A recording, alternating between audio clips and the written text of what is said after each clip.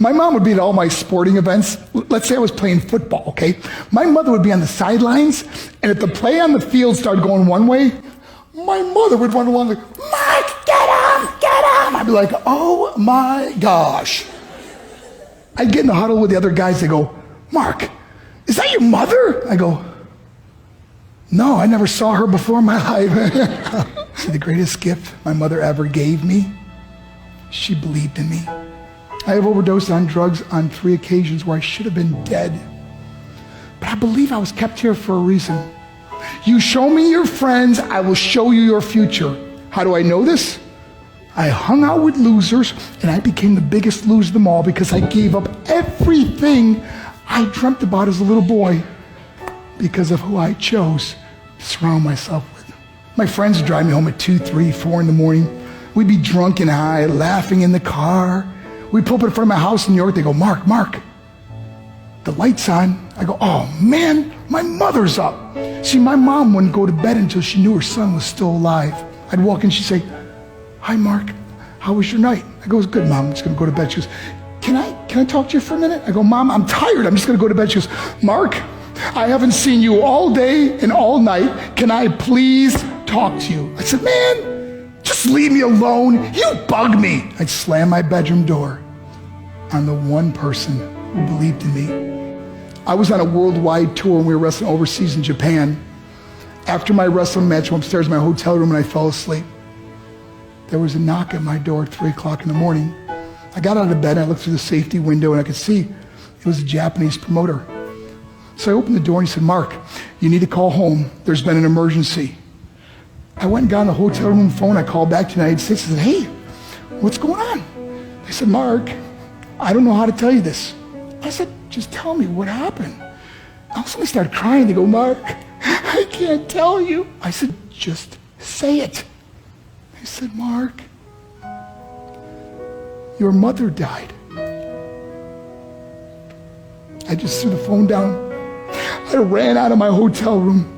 I took the elevator to the lobby, and when the doors opened up, I just ran out into the street. I mean, there was no cars, there was no people. It's 3 o'clock in the morning. And I walked down the middle of a street in Hiroshima, Japan, and I remember looking up and just saying, Mom, I am so sorry. I flew home for her funeral, and I was so nervous to walk up to her casket, so I just stood way in the back. And I kept looking from a distance. I kept thinking to myself, Mom, please wake up.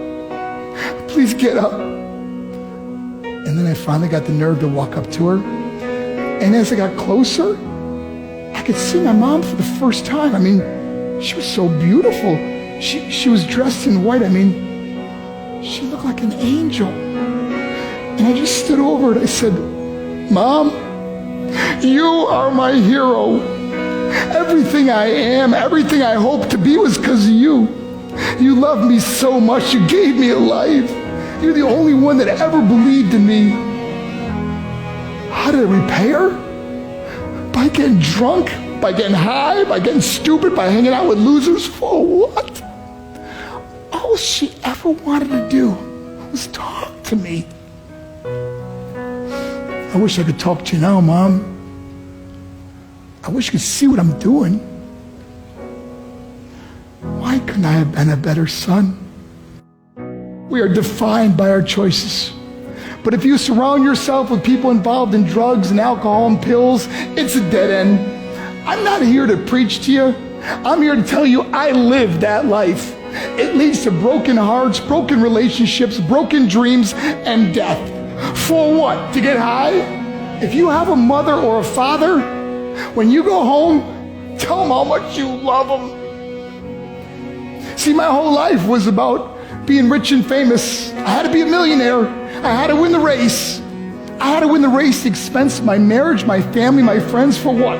To be all alone in the world? I learned what is truly important, and that is how precious this gift of life is, and our families, and how quickly it can be taken away. See, I no longer live in time. I live in moments. See, it's not what's in your pocket that matters. It's what's in your heart that truly matters. Love Love is just a word until somebody comes along and gives it meaning.